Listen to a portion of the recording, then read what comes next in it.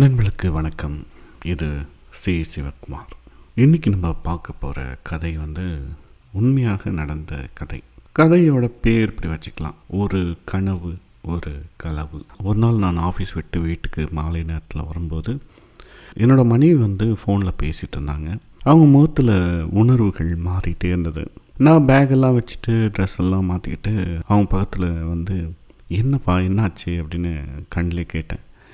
இல்லை நான் சொல்கிறேன் அப்படின்னு சொல்லிட்டு தலையாட்டினாங்க. மெலிதாக ஒரு வார்த்தை மட்டும் கேட்டது. அவங்க அம்மா அந்த பக்கம் பேசுகிறாங்க.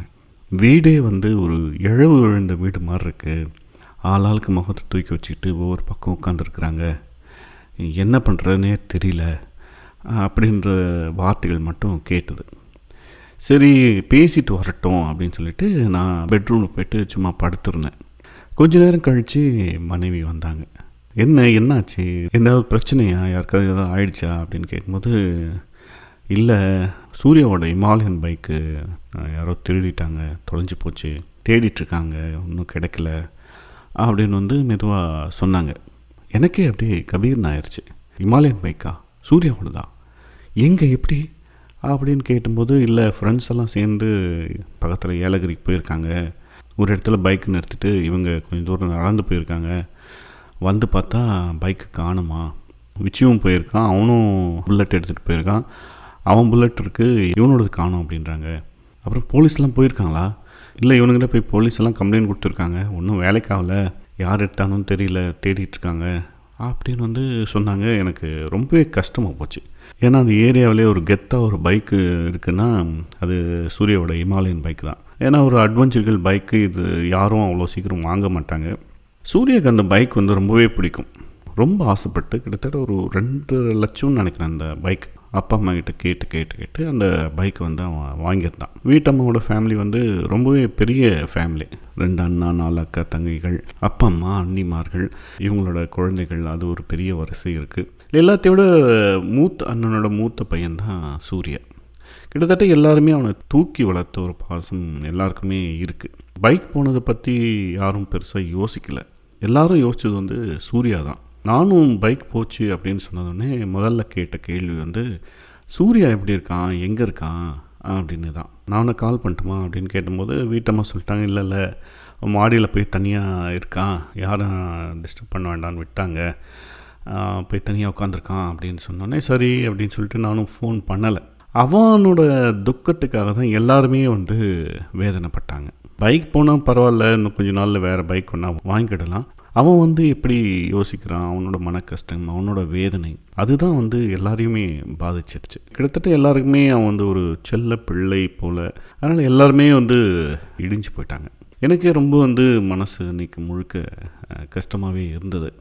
ஏன்னா நான் ஊருக்கெல்லாம் போகும்போது அதிகமாக சுற்றுறது இந்த டீமோடு தான். அந்த பைக் எடுத்துகிட்டு எங்கே வேணா, எவ்வளோ தூரம்னா எங்கே வேணா போவோம். அதுவும் சூர்யா ஓட்டினா நம்ம பாட்டுக்கு எந்த ஒரு பயம் கவலை இல்லாமல் பின்னாடி உட்காந்துட்டு போயிட்டே இருக்கலாம். ஒரு 2-3 நாள் எங்கள் வீட்டம்மா கூட ஒரு சோக மூடில் தான் இருந்தாங்க. நானும் ஆஃபீஸ் விட்டு வரும்போதெல்லாம் என்ன பைக் கிடச்சிதா, என்னாச்சு, சூர்யா தேடி வந்துட்டானா அப்படின்னு கேட்டுகிட்டே இருப்பேன். இல்லை அவங்க தேடிட்டு தான் இருக்காங்க, போலீஸும் சப்போர்ட் பண்ணுறாங்க, அண்ணனுக்கு தெரிஞ்ச எல்லா பெரிய பெரிய ஆளுகள் எல்லாம் வச்சு மூவ் பண்ணிட்டு தான் இருக்குது, வேண்டாம் விட்டுரு, இந்த பைக் வேண்டாம், வேறு பைக் வாங்கிக்கலான்னு வீட்லேயும் சொல்கிறாங்க, பட் கேட்குற மாதிரி இல்லை, ஆனால் அவனும் முயற்சி பண்ணலாம், இது தேடலான்னு தான் சொல்லிகிட்டே இருக்கான் அப்படின்னு சொன்னாங்க. அதுக்கப்புறம் ஒரு கிட்டத்தட்ட பேசி ஒரு 2 மாதம் 3 மாதம் போயிடுச்சு. அதுக்கப்புறம் திடீர்னு ஒரு நாள் வீட்டம்மா ஃபோன் பண்ணாங்க எனக்கு. இந்த மாதிரி சூர்யாவோட பைக் கிடச்சிச்சாம்பா, எங்கேயோ கிருஷ்ணகிரியில் கிடச்சிருக்கு அந்த பைக்கு, வீட்டுக்கு கொண்டு வந்துட்டாங்க, அவன் இப்போ தான் ஃபோன் பண்ணான், ரொம்ப சந்தோஷமாக இருக்கான், ஒன்றும் பிரச்சனை இல்லையா அப்படின்னு ஒரு உற்சாகமாக அவங்க ஃபோனில் சொல்லிகிட்டு இருந்தாங்க. அப்புறம் நான் வீட்டுக்கு வந்த அப்புறம் அவ்வளோ உற்சாகமாக இருந்தாங்க வீட்லேயும். அப்புறம் அவங்க வீட்டுக்கு ஃபோன் பண்ணோம், தொலைந்து போன குழந்தை கிடைச்ச மாதிரி அப்படி எல்லாருக்கும் ஒரு குதூகலம், சந்தோஷமாக இருந்தது. எனக்கே ரொம்ப ஆச்சரியமான விஷயமா இருந்தது. ஒரு வண்டி தொலைந்தால் அதை பாட்டாக கழட்டிடுவாங்க, அதுக்கப்புறம் அது அவ்வளோதான், கிடைக்கிறது ரொம்ப அபூர்வமான ஒரு விஷயம். அது தொலைஞ்சதுலேருந்து ஒரு தவம் போல் சூர்யா, அவங்க அப்பா, அவங்களோட டீம் எல்லாமே தேடி இருந்திருக்கிறாங்க. அந்த பைக் மேலே ஒரு பெரிய கனவு ஒன்று இருந்தது சூர்யாவுக்கு. அதுக்கப்புறம் ஒரு 2 நாள் கழித்து நான் ஃப்ரீயாக டைமெல்லாம் எடுத்துக்கிட்டு சூர்யாவுக்கு கால் பண்ணி பேசினேன். இந்த ப்ராசஸ் எல்லாம் எப்படி நடந்தது, இது எப்படி கண்டுபிடிச்சாங்க அப்படியெல்லாம் வந்து ரொம்ப சந்தோஷமாக சொல்லிகிட்டு இருந்தான். இது ஒரு பெரிய விஷயமா, ஒரு பைக் தொலைஞ்சு திருப்பி கிடைக்கிறது அப்படின்னா ரொம்ப பெரிய விஷயமா அது எனக்கு தோணுச்சு. தொலைந்து போய் கிடைக்கிறது அப்படிங்கிறது வந்து ஒவ்வொருத்தருமே அதை அனுபவிச்சிருப்போம். எனக்கெல்லாம் பார்த்திங்கன்னா ஏதாவது தொலைஞ்சு போச்சுன்னா கிட்டத்தட்ட அது மனசில் அது ஓடிக்கிட்டே இருக்கும். ஒரு சின்ன பென்னோ பென்சில் கூட எங்கே வச்சோம், எப்படி தொலைஞ்சது, எங்கே விட்டோம், யாராவது திட்டாங்க அப்படின்னா அது ஒரு பெரிய ஒரு வேதனையான மனநிலைமை. ஆனால் எப்படி தொலைஞ்சதுன்னே தெரியல, இல்லை அந்த பொருள் அப்படின்னும்போது அதனோட வேதனை வந்து தனி. பொருளோட வேல்யூ அப்படிங்கிறத விட திடீர்னு ஒன்று நம்மக்கிட்ட இருந்து இல்லாமல் போகிற வேதனை தான் பெரிய வேதனை. எனக்கு மட்டும் இல்லை, எங்கள் வீட்டம்மெல்லாம் பார்த்தீங்கன்னா ஏதோ ஒரு சின்ன ஒரு 100 ரூபாய் எங்கேயோ கைத்தவரெல்லாம் மாற்றி வச்சுட்டாங்க அப்படின்னா கூட நாளெல்லாம் தேடுவாங்க. இன்னும் சொல்லப்போனால் வாழ்நாளெல்லாம் அதை தேடுவாங்க. அது ஒரு மனித இயல்பு. அது வெளியிலேருந்து பார்க்குறவங்க, அட 100 ரூபாயை போய் 3 நாளாக தேடிட்டுருக்க, விட்டு வேறு வேலையை பாரு அப்படின்னு தான் நமக்கு தோணும். ஆனால் அது நமக்கு நடந்தால் அது வேறு மாதிரியான ஒரு விஷயமாக நமக்கு தெரியும். இப்போ நம்ம கதைக்கு வரலாம். 2022 ஆகஸ்ட் 23 சூர்யா, விச்சு, ராஜா, சுதாகர் 4 பேரும் ஏலகிரிக்கு போகலாம் அப்படின்னு முடிவு பண்ணுறாங்க.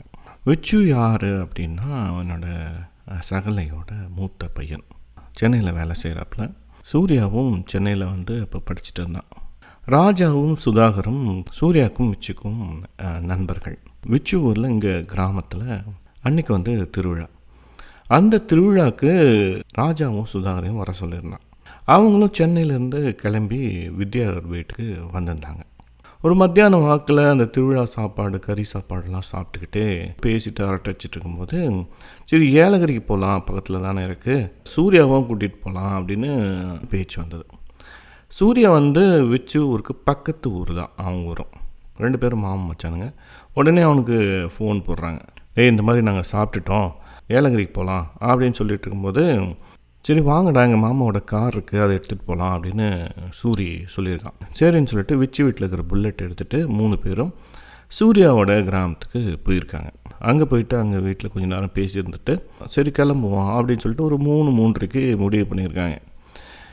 சூர்யா வந்துட்டு சரி கார் எடுக்கட்டுமாடா அப்படின்னு சொன்னோடனே ராஜா, ஹில் ஸ்டேஷனில் போகிறோம், காரை பைக்கில் போகலான்டா, கீழேருந்து மேலே ஏற ஏற ஏற அப்படியே ஒரு உடம்புல ஒரு குளிர் பரவும் பாரு, அதை ஃபீல் பண்ணோம்டா, அது பைக்கில் போனால் தான் ஃபீல் பண்ண முடியும், காரில் உள்ளே உட்காந்துட்டு என்ன பண்ணுறது, வெளியவும் ஒன்றும் தெரியாது அப்படின்னு சொல்லவே சரி நம்ம இமாலயம் எடுத்துப்போம் அப்படின்னு சூர்யா சொல்லியிருக்கான். விச்சு சுதாகர் விச்சு எடுத்துகிட்டு வந்த பைக்லேயும் ராஜாவும் சூர்யாவோட ஹிமாலயன் பைக்கும் எடுத்துக்கிட்டு அங்கேருந்து ஏலகிரிக்கு கிளம்பியிருக்காங்க.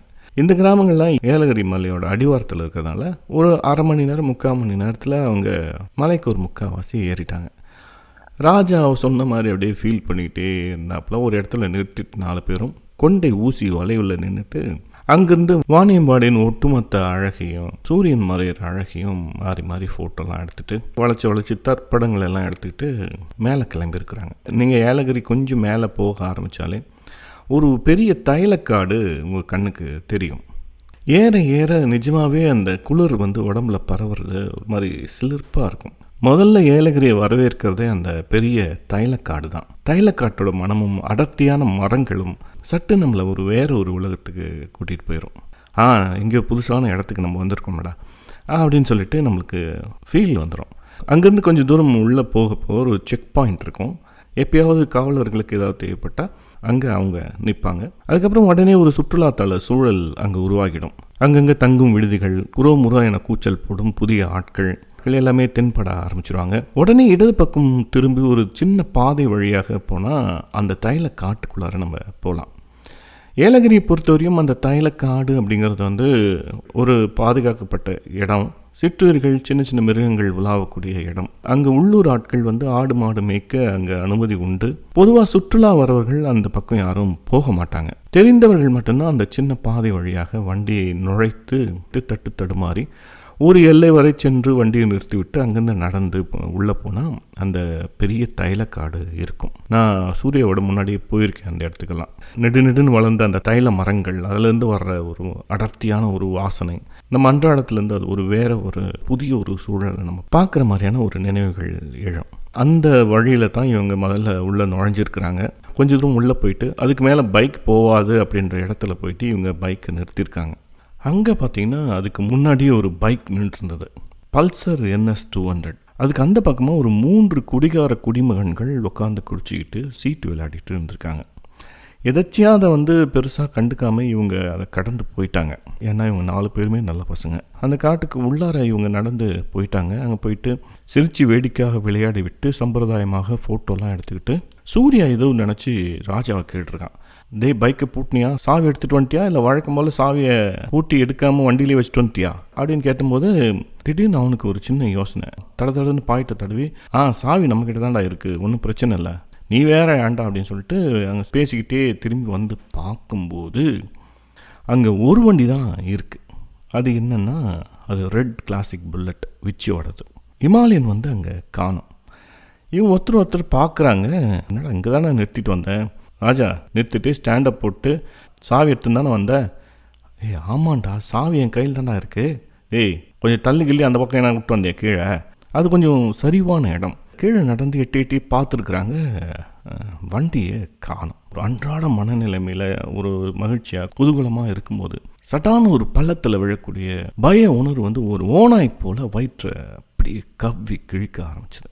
முதல்ல பயந்தது ராஜா தான். அவன் தான் ஹிமாலயன் வண்டி ஓட்டிகிட்டு வந்தான். அவன் தான் வண்டியில் வரணுன்னு முதல்ல சொன்னது. அவனுக்கு பய உணர்வோட ஒரு குற்ற உணர்வும் சேர்ந்துக்கிடுது. டக்குன்னு எல்லாருக்குமே எந்த யோசனையும் இல்லாமல் ஒரு நிசப்த நிலைமை 4 பேருக்கு நடுவில் ஏற்பட்டுடுச்சு. அங்கே கும்மாலம் போட்டு கொண்டிருந்த குடிகார கம்முநாட்டிகளையும் காணவில்லை. டக்குன்னு சூர்யாவுக்கு தோன்றுச்சு, அவனுக்கு தான் திருடிட்டு போயிருக்கானுங்க, ஏன்னா இங்கே வேறு யாருமே இல்லை அப்படின்னு சொல்லிட்டு, சரிடா நம்ம டக்குன்னு போலீஸ் ஸ்டேஷன் போயிடுவோம், இப்போ தான் எடுத்துருப்பானுங்க, எப்படியும் பிடிச்சிடலாம் செக் போஸ்ட்டில் அப்படின்னு சூர்யா சொல்லவே இந்த பைக்கை ஸ்டார்ட் பண்ண ட்ரை பண்ணியிருக்காங்க. இது ஸ்டார்ட் ஆகலை. என்னடான்னு சுற்றி பார்க்கும்போது அந்த இக்னிட் பண்ணுற ஃப்ளக் இருக்குது பார்த்தீங்களா, அதெல்லாம் பிச்சு போட்டிருக்காங்க. கிட்டத்தட்ட இந்த பைக்கையும் அவங்க திருட முயற்சி பண்ணியிருக்காங்க. ஆனால் ஏதோ ஒரு கட்டத்தில் இது முடியாமல் போயிட்டுருக்கு. அதனால் ஹிமாலயன் மட்டும் திருடி எடுத்துகிட்டு போயிருக்காங்க. ஹிமாலயன் பார்த்தீங்கன்னா அவ்வளோ சீக்கிரம் திருடக்கூடிய, சாவி இல்லாமல் அவ்வளோ சீக்கிரம் ஸ்டார்ட் பண்ணக்கூடிய பைக்கும் இல்லை. எப்படியும் அவங்க வண்டியை பற்றி நல்லா தெரிஞ்சிருக்கு, அதனால தான் இதையும் எடுத்துகிட்டு போக முயற்சி பண்ணியிருக்கானுங்க, அதை அழகாக தூக்கிட்டு இருக்கானுங்க அப்படின்னு இவங்க பேசிகிட்டு இருக்கும்போது இதை எப்படா ஸ்டார்ட் பண்ணுறது அப்படின்னா, சூர்யாவுக்கு பைக்கை பற்றியெல்லாம் நல்லாவே தெரியும். சூர்யாவோட சித்தப்பா பைக் மெக்கானிக், யமஹாவோட ஸ்பெஷலிஸ்ட்டும் கூட. நிறைய கடைக்கு அங்கே போகும்போது பைக் பற்றி ஓரளவுக்கு நல்லாவே சூர்யாவுக்கு தெரியும். அந்த ஃப்ளக்கெல்லாம் அவனே ரெடி பண்ணி வண்டியை ஸ்டார்ட் பண்ணியிருக்காங்க. அதுக்கப்புறம் விச்சுவும் சுதாகரமும் பக்கத்தில் இருந்த போலீஸ் ஸ்டேஷனுக்கு போயிருக்கிறாங்க. இவங்க 2 பேரும் நடந்தே கீழே இறங்கி மெயின் ரோட்டுக்கு அங்கே நிக்ரிஸ் அப்படின்னு ஒரு ஹோட்டல் இருக்குது. நல்ல ஒரு ரம்மியமான ஒரு சூழல் உள்ள ஹோட்டல். அந்த நிக்ரிஸ் ஹோட்டலில் ஓரளவுக்கு எல்லாமே தெரிஞ்ச ஆட்கள். நேராக சூர்யா அந்த ஹோட்டலுக்கு போயிட்டு அங்கே இருக்கிற கண்காணிப்பு கேமராக்கள் எல்லாம் பார்த்துட்டு, நான் இதை பார்க்கணும், இந்த மாதிரி வண்டி திருடு போயிடுச்சு கொஞ்ச நேரத்துக்கு முன்னாடி, அந்த வழியாக அந்த வண்டி போயிருக்கான்னு பார்க்கணுன்னே அவங்களும் தெரிஞ்ச ஆட்கள் அப்படின்றதால அதை அனுமதிச்சிருக்காங்க. அந்த டைமிங் வச்சு அவன் திருப்பி அதை பார்க்கும்போது அவனுக்கு எதுவுமே சிக்கலை. வண்டி அந்த பக்கம் போன மாதிரியான தடமே அந்த வீடியோக்களில் இல்லை. இதுக்கு இடையில வித்யாகரும் சுதாகரும் போலீஸ் ஸ்டேஷன் போனாங்க இல்லையா, அவங்க 2 பேரும் அங்கேருந்து சூர்யா கால் பண்ணி நீங்கள் இங்கே வந்துருங்க, வண்டியோட டீட்டெயிலாம் கேட்குறாங்க அப்படின்னு சொன்னோடனே சூர்யாவும் ராஜாவும் சோர்ந்த நடையோட அங்கே போலீஸ் ஸ்டேஷனுக்கு போயிருக்காங்க. அங்கே வண்டியோட மொத்த விவரத்தையும் அது காணாமல் போன விவரத்தையும் ஒரு பேப்பரில் முழுக்க எழுதி போலீஸ் ஸ்டேஷனில் கொடுத்துருக்குறாங்க. ஒவ்வொரு போலீஸ் ஸ்டேஷனுக்கும் திருடு போகிற பொருட்களின் விலை மதிப்பு கூட்டிகிட்டே வருவாங்க. அது ஒரு 30 லட்சத்துக்கு மேலே போச்சுன்னா அது பெரிய அந்த போலீஸ் ஸ்டேஷனுக்கே ஒரு அவப்பெயர் இழுக்கு. அது ரெக்கார்டில் வந்துடும், ஒரு கண்காணிப்புக்குள்ளார வந்துடும். அந்த வேல்யூ கிட்டத்தட்ட 30 லட்சம் அப்படின்னா 30 லட்சம் முடிகிற தருவாயில் தான் அங்கே கம்ப்ளைண்ட்கள் பதிவாயிருக்கு. வண்டியோட மதிப்பு 2,50,000 அப்படின்னாலையும் போலீஸ் அந்த அவங்களுக்கு அனுமதிக்கப்பட்ட அந்த விலை அளவுலேருந்து அது எக்கச்சக்கமாக அதிகமாக போகுது.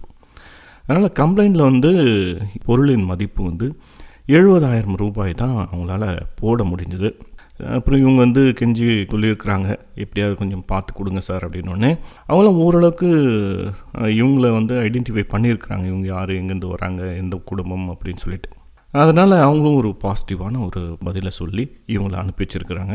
இவங்க 4 பேரும் அப்படியே பொடிநடையாக வந்து நெக்ரிஸ் ஹோட்டல் சொன்னல அங்கே உட்காந்து டீ குடிச்சிட்டு அடுத்து என்ன பண்ணலாம் அப்படின்னு வந்து பேசிகிட்டு இருக்கும்போது விச்சு வந்து, டே முதல்ல மாமாவுக்கு சொல்கிறா அடுத்தது அவங்களும் வந்து ஹெல்ப் பண்ணுவாங்க அப்படின்னு சொன்னோடனே சூர்யாவுக்கு பயம் வந்துருச்சு. சூர்யாவுக்கு மட்டும் இல்லை, அவங்க அப்பாவை நினச்சா எல்லாருக்குமே சின்ன ஒரு பயம். என் மனைவியோட மூத்த அண்ணா அவர் தான்.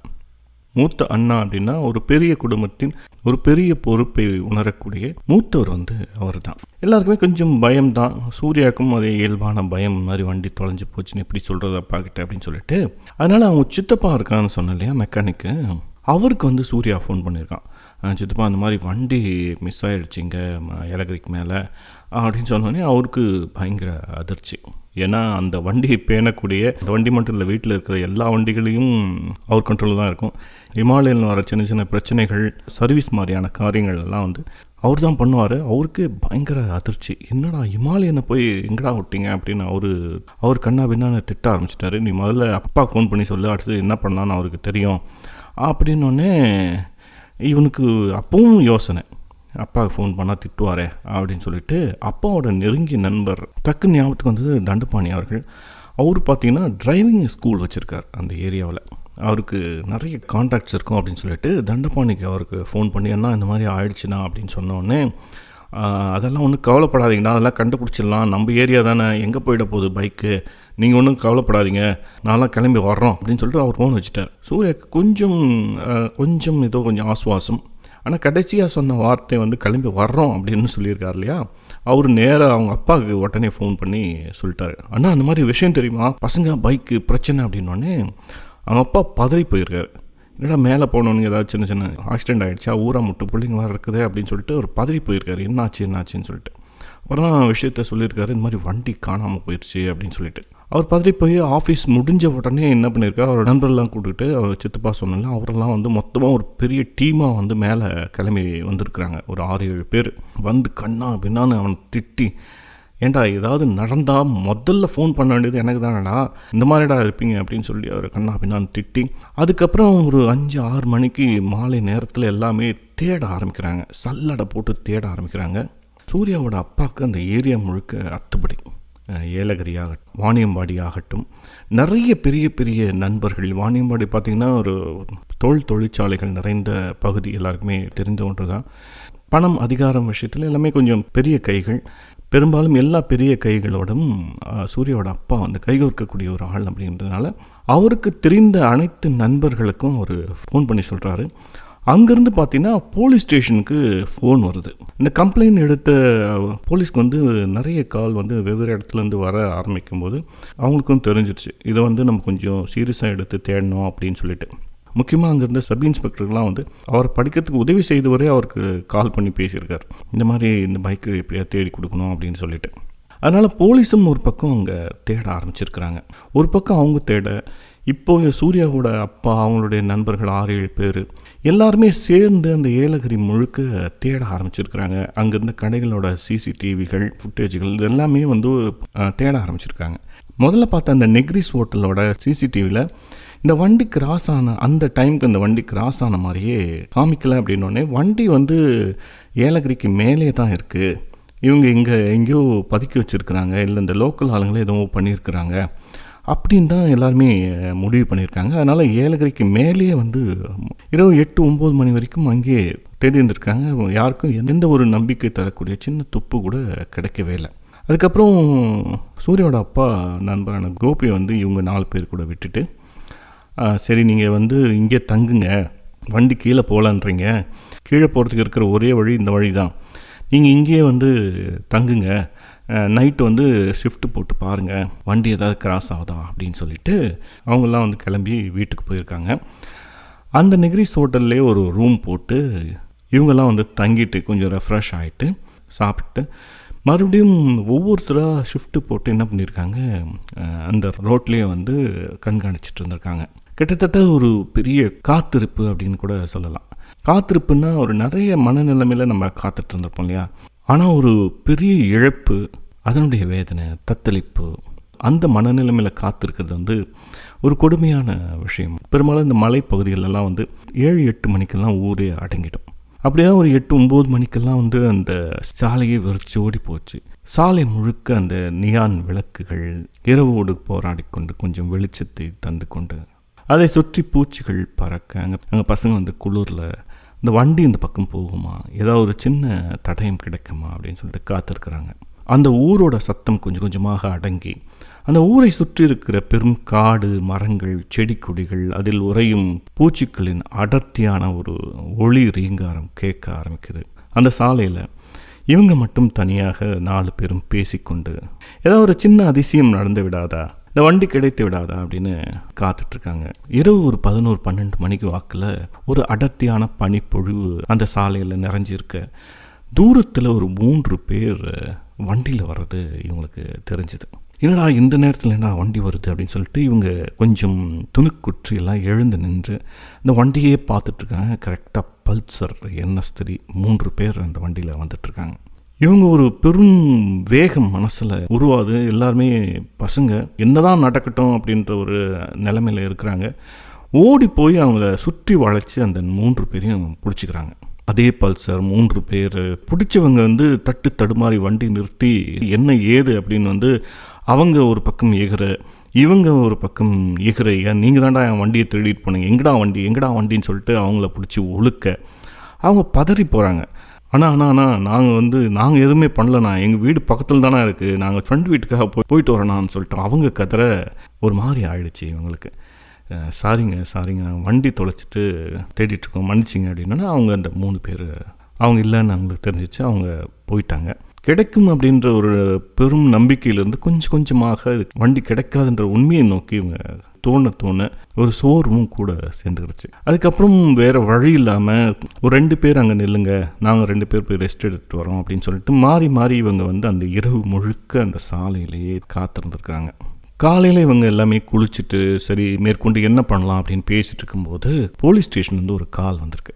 இந்த மாதிரி நாங்கள் திருடனை வந்து ஐடென்டிஃபை பண்ணிட்டோம், நீங்கள் வாங்க, அவங்க நேராக அந்த திருடன் வீட்டுக்கே போயிட்டு பைக்கு எல்லாம் பார்த்து ஐடென்டிஃபை பண்ணி உங்களுக்கு ஹேண்ட் ஓவர் பண்ணுறோம் வாங்க அப்படின்னு வந்து போலீஸ் ஸ்டேஷன்லேருந்து கால் வந்தோடனே இவங்க 5 பேருக்கும் அப்படி ஒரு பெரும் உற்சாகம் வந்துடுச்சு அவங்களுக்கு.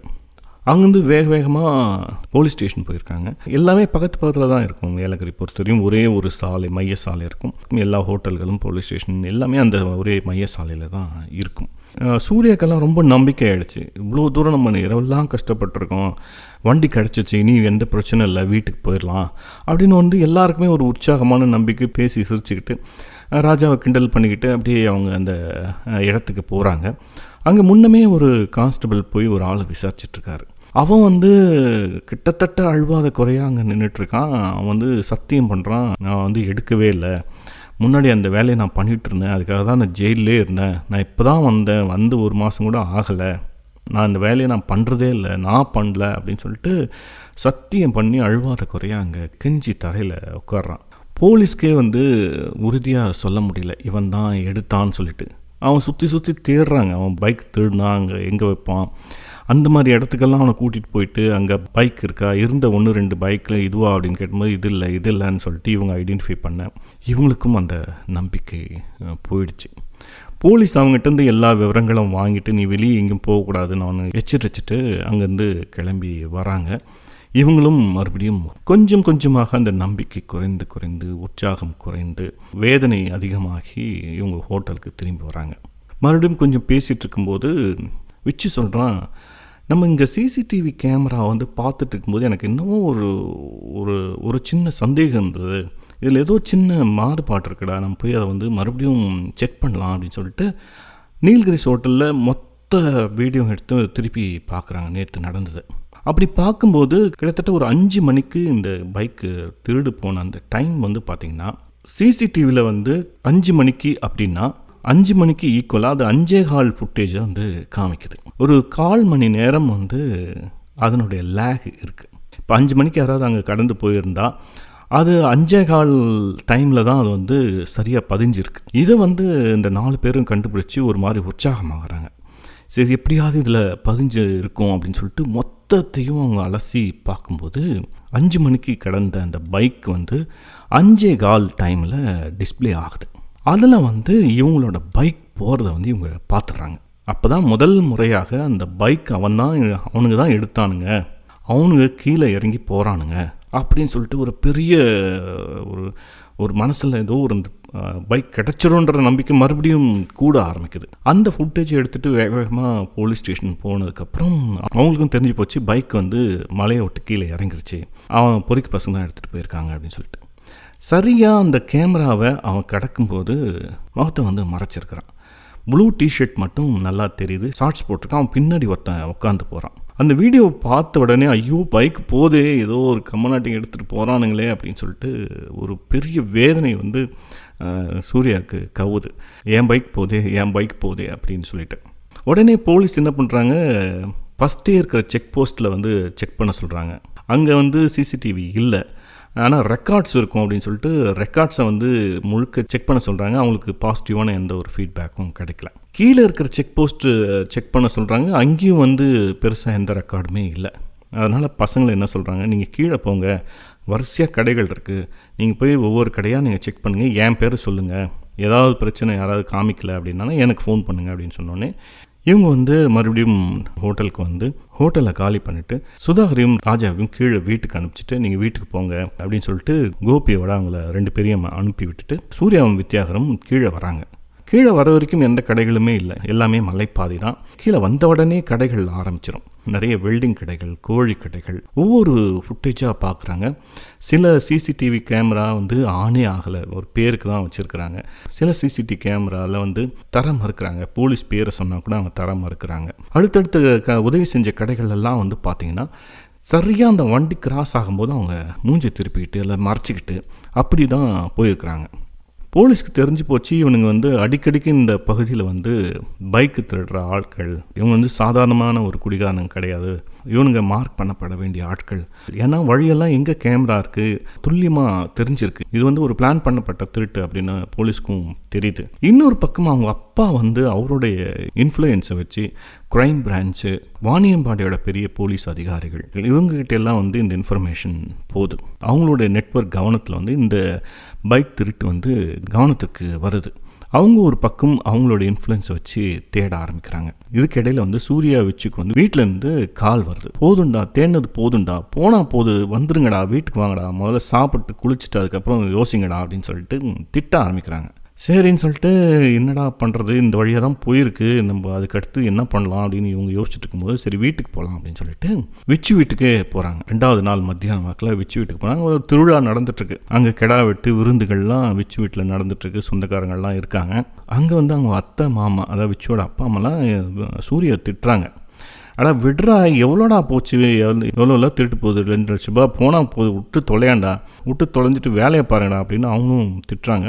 இவனை எப்படியாவது தேற்றணும், சூர்யா கொஞ்சம் எப்படி தேற்றணும் அப்படின்னு தான் எல்லாருமே முயற்சி பண்ணுறாங்க. சூர்யா கொஞ்சம் கொஞ்சமாக நம்பிக்கை போயிடுது. அவன் பார்த்தீங்கன்னா சுதாகர் மட்டும் இருக்கிறான், ராஜாவை காணோம். ராஜா எங்கே அப்படின்னா அவன் இப்படி இந்த பக்கம் திருவிழா பக்கம் போகிறேன்னு சொன்னான்டா, ஒரு மாதிரி டிப்ரெஷன் ஆகிட்டான், அவனால் தான் வண்டி போச்சுன்னு அவன் நினைக்கிறான், ஒரு மாதிரியாக இருக்கான்டா அவன் அப்படின்னு சொல்லிட்டு அங்கே இருக்கவங்க சொல்லியிருக்கிறாங்க.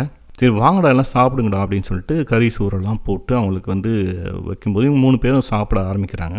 சோத்தில் கையை வைக்க போகும்போது கால் வருது. யாரான்னு பார்த்தா ராஜா. அவன் வந்து கத்துறான் ஃபோனில், கண்டுபிடிச்சிட்டா வாங்கடா பைக் தருவ கண்டுபிடிச்சிட்டா அப்படின்னு கத்துறான். இவங்களுக்கு என்னென்ன புரியல. ஏன்டா இந்த வில்லேஜில் யாரா இருக்க போகிறா, நீங்கள் அவனுங்க வேறு ஆளுங்கடா, வாடா வீட்டுக்கு வாடா அப்படின்னா இல்லை நீங்கள் வாங்கடா அப்படின்னு சொல்லிட்டு அவனோட குரல்லாம் அப்படியே குளறி போகுது. இவங்க என்னடா ஏதுன்னு சொல்லிட்டு அடிச்சு பிடிச்சி இவங்க ஓடி போய் அந்த இருக்கிற இடத்துல பார்த்தா அங்கேயும் அதே பல்சர் 3 பசங்க பிடிச்சி வச்சிருக்கிறான். அவன் ராஜா பார்த்தீங்கன்னா ஒரு மாதிரி டிஸ்டர்ப் ஆகிட்டு இருக்கிறான். குற்ற உணர்வில் அவனுக்கு வந்து என்ன பண்ணுறது ஏது பண்ணுறதுன்னு சொல்லிட்டு நதையே நினச்சி அந்த நினைவுகளில் வந்து அவனை ரொம்ப குழச்சி போட்டிருக்கு. யாரை பார்த்தாலும், எந்த பைக் பார்த்தாலும் இவங்க பைக் மாதிரியும், எந்த பைக் பார்த்தாலே அந்த பல்சர் மாதிரியும் அவனுக்கு தோணி, யாரோ ரோட்டில் திருவிழா பார்க்க போகிற பசங்களை பிடிச்சி வச்சுக்கிட்டு இவனுக்கு தான்டா திருடன்னு சொல்லிட்டு அவன் சட்டையை பிடிச்சி அடிக்கலாம் போயிட்டு அந்த பசங்க பயந்துட்டாங்க. சின்ன சின்ன பசங்க, நான் இப்போ தானே பைக்கு சர்வீஸ் பண்ணி எடுத்துகிட்டு வந்திருக்கேன், நாங்கள் ஏன்னா திருட போகிறோம், நாங்கள் இந்த ஊர் தானே, அவனுக்கு தெரியாதானா அப்படின்னு சொல்லிட்டு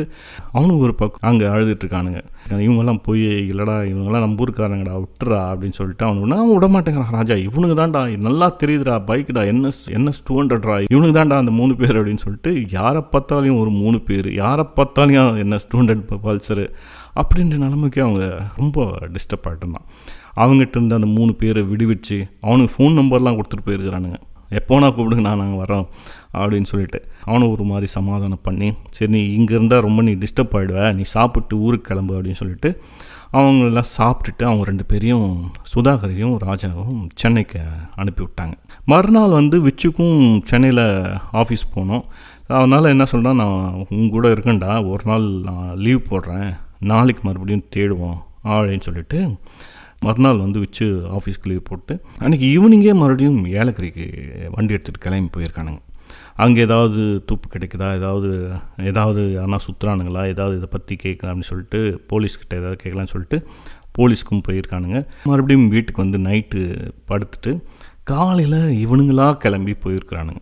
ஏலகிரி அடிவாரத்தில் அந்த ரோட்டில் CCTV கேமரா விட்டானுங்க இல்லையா, அங்கேருந்து ஒரு மெயின் ரோடு கனெக்ட் ஆகும். வலதுபுறம் போனால் வாணியம்பாடி, இடதுபுறம் போனால் ஜோலார்பேட்டை, நாற்றாம்பள்ளி, கிருஷ்ணகிரி, திருப்பத்தூர் போகிற வழி. வலதுபுறம் போயிருக்க மாட்டாங்க, ஏன்னா அது நம்ம ஊர் வாணியம்பாடி, எப்படி நம்ம ஆளுங்க நேரம் தெரிஞ்சிருக்கோம்.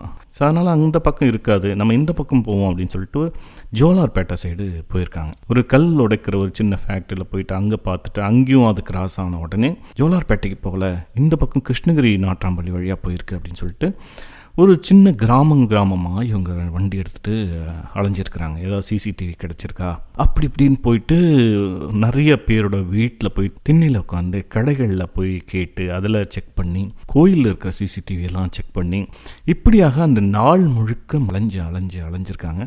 கூட அந்த கோபி அண்ணான்னு சொன்னாலும் அவரும் பாவம், அவரும் இவங்க கூட அலைஞ்சிருக்கிறாரு. அந்த கிராம சாலை பார்த்திங்கன்னா ஒரு பக்கம் வாணியம்பாடிக்கும் இன்னொரு பக்கம் கிருஷ்ணகிரிக்கும் போகிற வழியில் போய் நின்றுருக்கு. அப்படி பிடிச்சு போயிட்டு கிருஷ்ணகிரி போகிற ஒரு சின்ன சாலை வழியாக தான் போயிருக்கு. ஆனால் அது எப்படி உறுதிப்படுத்துது, அவனோட முகம் கிடைக்கணுமே, எந்த CCTVலையுமே அவனோட முகம் கிடைக்கவே இல்லை. வண்டி கிராஸ் ஆகிறது கிடைக்குது, அவனுடைய ப்ளூ டிஷர்ட் மட்டும்தான் தெரியுது. ஏன்னா கிராமத்தில் இருக்கிற அந்த CCTVக்கெல்லாம் அவ்வளோ ஒன்றும் தெளிவாக இல்லை பழசாக இருக்குது, சரியாக ரெக்கார்டாகவும் இருக்குது. நிறைய பேர் சும்மா ஒரு நேம் சேக்குக்காக CCTVன்னு வச்சுருக்கிறாங்க. எப்படியாவது இவனோட முகத்தை கண்டுபிடிச்சிடணும், முகத்தை கண்டுபிடிச்சா அதுலேருந்து கிரிமினல் ரெக்கார்டை நம்ம எடுத்துடலாம் அப்படின்ற ஒரு முயற்சியில் தான் அவங்க அன்றைக்கி நாள் முழுக்க வந்திருக்காங்க. இந்த கிராம சாலையில் ஒரு பெரிய வீடை கண்டுபிடிச்சிருக்கிறாங்க. அதில் சுற்றி 9 CCTV கேமராக்கள் இருக்குது. அந்த சாலையிலேயே தனியான ஒரு வீடு, கிராமத்து வீடு, பெரிய வீடு. அந்த வீடு போய் கேட்டை தட்டியிருக்கிறாங்க. இது புது கேமராவாக இருக்குது, கண்டிப்பாக இதில் கிடைக்கும் அப்படின்னு சொல்லிட்டு ஒரு கடைசியான ஒரு நம்பிக்கை. அந்த வீட்டில் கிடைச்சிச்சுன்னா ஓகே. அதுக்கப்புறம் அது வண்டி கிருஷ்ணகிரி பக்கம் போயிடுச்சு, அது யார் எடுத்தா என்ன எதுன்னு தெரியாது, அதோட விட்டுடலாம். ஏன்னா வீட்டிலேருந்தும் திட்டிகிட்டே இருக்காங்க, ஏன்டா அலையிறீங்க பாவம், ஏன்டா வந்துருங்கடா அதான் போலீஸ் கம்ப்ளைண்ட் கொடுத்துருக்கோங்களே, ஏதாவது கிடைக்கணும்னு திட்டிகிட்டே இருக்காங்க. கடைசி நம்பிக்கை அந்த வீட்டை கதவை போயிட்டு இவங்க 2 பேருமே தட்டுறாங்க. உள்ளேருந்து ஒரு கிழவி வந்திருக்கு. என்ன வேணும் அப்படின்னு சொல்லிட்டு, இந்த மாதிரி கேமராவை பார்க்கணும் அப்படின்னோடனே அந்த கிழவி பயங்கரமாக டென்ஷன் ஆகி கத்த ஆரம்பிச்சிட்டு இருக்குது. என்னடா நினச்சின்னுக்கிறீங்க, ஆளாளுக்கு கேமராவை பார்க்குறேன்னு சொல்லிட்டு உள்ளே இருக்கிற பூச்செடிகள்லாம் வச்சு திருடி எடுத்துன்னு போகிறீங்க, யார் ஆம்பளைங்கள்லேருந்து திமிராடா, நாங்கள் யார் தெரியுமா, இந்த ஊரில் யார் தெரியுமாடா நாங்கள் அப்படின்னு இவங்களை சட்டையை பிடிச்சி அடிக்காத குறையாக திட்டிருக்கேன் அந்த கிழவி. இவங்களுக்கு என்ன பண்ணுறதுன்னே தெரியல. அங்கேருந்து போலீஸ் ஸ்டேஷனுக்கு கால் பண்ணியிருக்காங்க. அப்புறம் போலீஸ் பேசியிருக்காரு, ஏம்மா கொஞ்சம் விடுங்கம்மா, அந்த மாதிரி பைக்கு தொலைஞ்சி போச்சுன்னொடனே அந்த கிழவி அப்பவும் விட மாட்டேன், நீ போலீஸ் வந்தானேயா, யாரோ ஒருத்தனை எப்படி ஏன் வீட்டுக்குள்ளார விடுறது, இப்படி தான் வரானுங்க. போன வாட்டி ரோஜாப்பூ செடியை திருடின்னு போயிட்டானுங்க, இவனுங்களை உள்ளே விட்டா இங்கே இருக்கிற செடிங்களெல்லாம் இவனுங்களும் தான் திருடின்னு போவானுங்க அப்படின்னு அந்த பாட்டிக்கு கத்த ஆரம்பிச்சிருச்சு. வித்தியா இருக்குது, இது என்னடா இது சத்திய சோதனை நமக்கு அப்படின்னு சொல்லிட்டு அந்த கிழவிகிட்ட கெஞ்சிட்டு இருக்கும்போது உள்ளே இன்னொரு அம்மா வெளியில் வராங்க. யாருப்பா என்ன வேணும் அப்படின்னோடனே இந்த மாதிரி சொல்கிறாங்க. உடனே அடுத்த ஒரு 5 நிமிஷத்தில் அந்த அம்மாவோட செல்ஃபோனுக்கு கால் வருது. அது யார் அப்படின்னா அந்த வீட்டோட பையன். அவரும் வந்து போலீஸ், ஆனால் தமிழ்நாடு போலீஸ் இல்லை, அவர் கோவாவில் வந்து போலீஸாக இருக்கார். இவங்களுக்கு பயங்கர ஆச்சரியமாக போகுது, இதுவும் போலீஸ் வீடா அப்படின்னு சொல்லிட்டு. அவர் வந்து அந்த கிழவிகிட்ட கன்வைஸ் பண்ணுறாரு, இந்த மாதிரி உள்ளே விடுங்க, பாவம் பைக்கை தொலைச்சிட்டு தேடிட்டு இருக்காங்க அப்படின்னோடனே அந்த கிழவி அப்போ தான் கொஞ்சம் மனசு இறங்கி உள்ளே விடுது. உள்ளே விட்டால் அந்த சிஸ்டமே வந்து அப்போ தான் வந்து இன்ஸ்டால் பண்ணியிருக்கிறாங்க.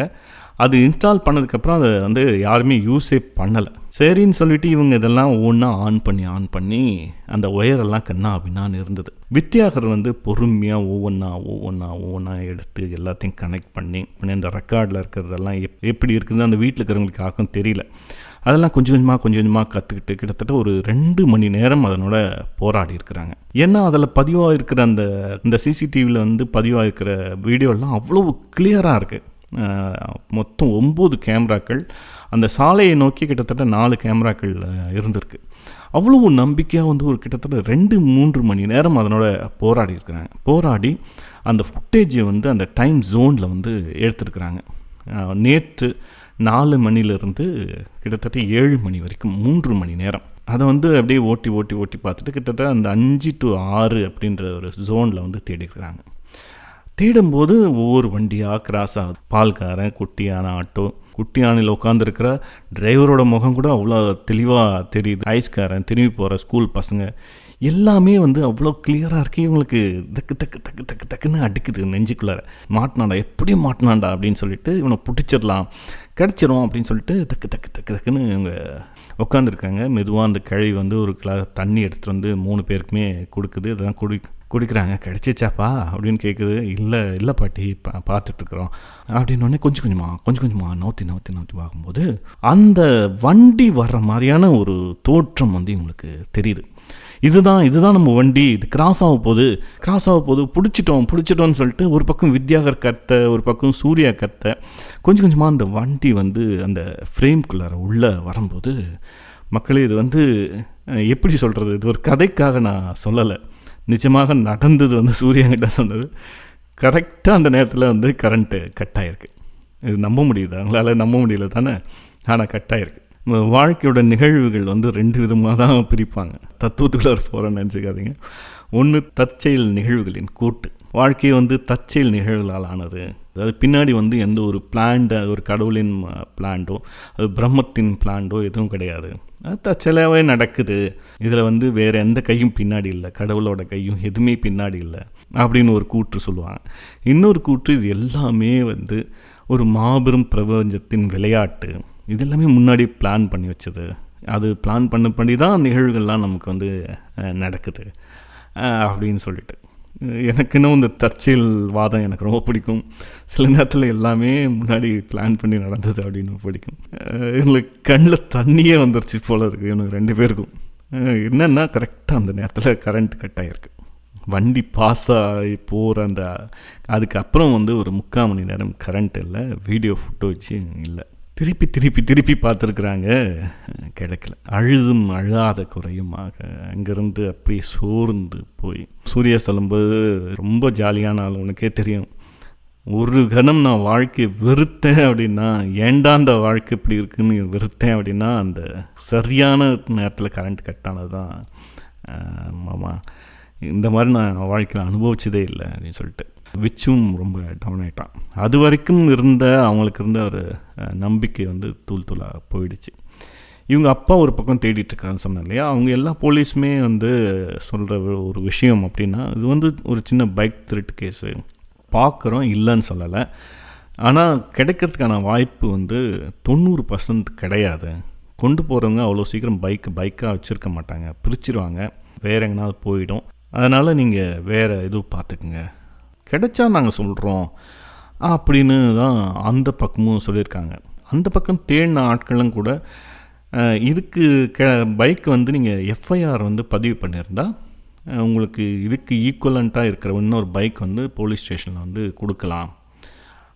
இதுக்கு ஈக்குவலாக இன்னொரு பைக்கும் இருக்குது. 2022 மாடலே வந்து கிளாசிக் இருக்குது, புல்லட் கிளாசிக் இருக்குது, நீங்கள் அதை எடுத்துங்க. ஹிமாலயன் பைக் வந்து ஓவரால் தமிழ்நாட்டில் நாங்கள் வந்து எங்களோட நெட்வொர்க்கில் மேக்ஸிமம் தேடி பார்த்துட்டோம், திருட்டு போன பைக்குன்னு எதுவுமே இல்லை, என்கிட்ட இல்லை, இது ஒன்றா எடுத்துங்க அப்படின்னு சொல்லியிருக்காங்க.